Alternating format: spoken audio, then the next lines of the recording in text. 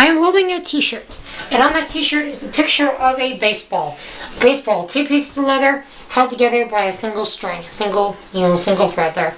And that is to signify what we're going to talk about today when it comes to having accountability, when it comes to having best friends, spouses, people that can walk with us down the road of life and help keep us accountable, morally, spiritually, ethically, all of those things to keep us on level, because it's good if you fall down. It's good to have somebody to help pick you up. It's good to have someone call you up at 4 in the morning to wake you up when you're in high school to remind you to get into the Word and to study. Very important things. The night before I got married, my best friend threw a bachelor party for me, and the night before he did, 3 months later, I threw one for him.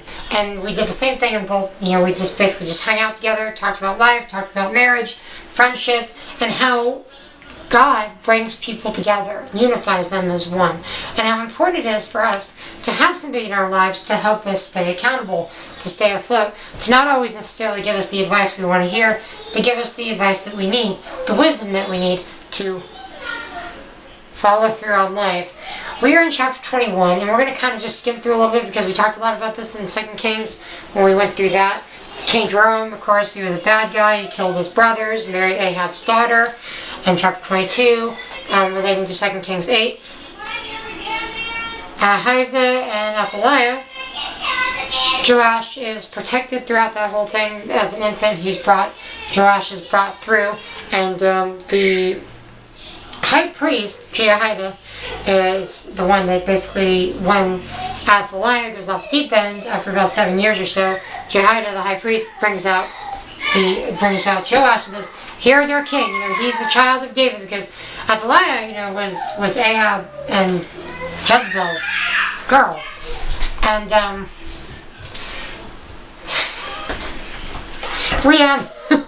so he was evil. She was evil. Athaliah was evil, and basically, they set up the new king, anoints him as a new king. Jehoiada teaches him the ways of the Lord, and as soon as Jehoiada dies, chapter 24 goes into that.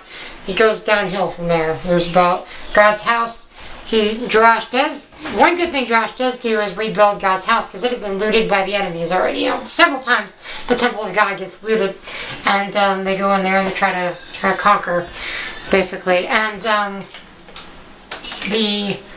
the king, Joash, sets up a box for fundraising. Bring your money, put it in the box so that we can help rebuild the temple and fix things that got damaged. So the fundraising box of Joash is pretty exciting. One of these days I gotta talk about that more, but how important it is for us as people, not even just believers in Jesus, but just humanity itself, how important it is for us to help each other, to lend a helping hand. A lot of one struggle that people have is that they feel like they're good enough already. They don't need God. They don't need to get close to God because they're good enough. They do a million charities and they help out here and there, and it's not about that. We're all in the same. It's like all of us need Jesus, even if we're really good at helping out here and helping out there. If we really feel good about ourselves most of the time. And a lot of people don't always feel good about themselves too. So they're in the same place as the rest of us, all needing to have Him come save us. The reforms die when Jehoiada, the high priest, dies. And that's where I'm getting the whole subject line right now about being drawn together with somebody else who can keep you accountable and keep you in the Word and keep you following after God. God does use the enemies of Israel as instruments for judgment. And he gets assassinated. And then the next king, Amaziah, assassinates the people that killed his father. It's just like, okay. And he avenges his father, but he has a heart of God and gives the children of those assassins mercy by not killing them. Because the Bible does say that children should not be put to death for the sins of their parents, which is a very good verse, and a good basic rule. God does a few more things here. Then Amaziah slaughtered the Edomites and brought the gods home with him. And the anger of the Lord burned against Amaziah, and basically there was sin in his heart with the idols. But why are you taking the idols, these people that you've just conquered? They couldn't help the people you conquered but now you're going to believe in those false gods that had no power to protect the people that you just killed. Think about it. The logic there.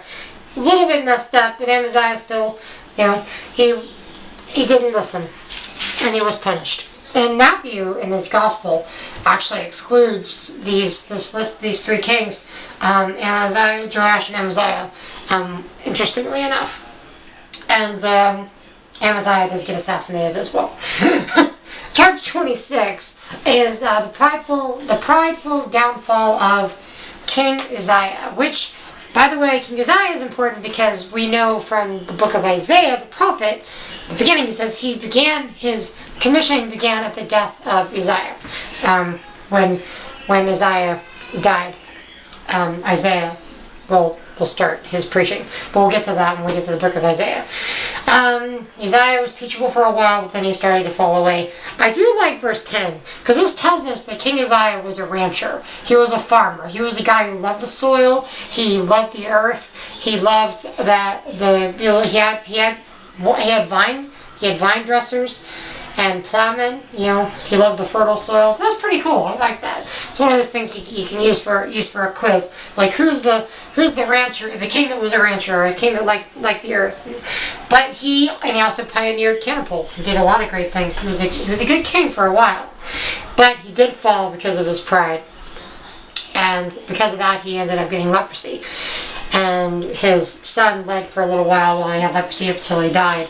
But he couldn't go into the temple or anything because of the leprosy. And the next king is Jotham, which is a good king. It's one of the good kings. And chapter 27, we're at about 750 BC, for anyone wondering. And I know, wow, you just keep talking about all these kings. Why, Dave? Why? Why do I need to know? Okay, well, you go to school and you learn about the history of the world and ancient kingdoms, and this is a book about the Messiah, about Jesus Christ, about his lineage, about the kings of David, and the lineage all the way to the birth of Jesus. So why not learn about it? Why not learn? I mean, learning is a good thing. I like to learn. I'm a big fan of education. That's why I can stand listening to lectures and sermons and teaching over and over and over again, because it's good. You feed off of it because you can learn from them. And we talked about last time how the book of 2 Chronicles really hits home to the point of loving God with a whole heart and seeing the people that didn't love him with a whole heart, what that looked like and how it destroyed them. God sent messenger after messenger after messenger through the prophets because he had mercy on his people, saying, come back to me. That's all there is to it. Come back to me. And King Jotham, let's see. There's not a lot I'm going to talk about him. You can read about him in 2 Kings chapter 15 too. 2 Kings chapter 15 also. Chapter 28. King Ahaz was a very evil king. You get into talking about the different kinds of things in the Bible. It's like, what was wrong with these people? This guy was messed up. I mean, he worshipped idols that demanded him sacrifice his own children. I mean, you got those kinds of things. This is a horrible king. Evil. He was 20 years old when he started out. He actually did desecrations in the valleys where they burn trash nowadays. Actually, those are the garbage heaps that they used to worship idols in. And again, a reminder not to put trust in man. And we'll get into King Hezekiah in the next thing and go through the rest of 2 Chronicles. But shalom, my friend.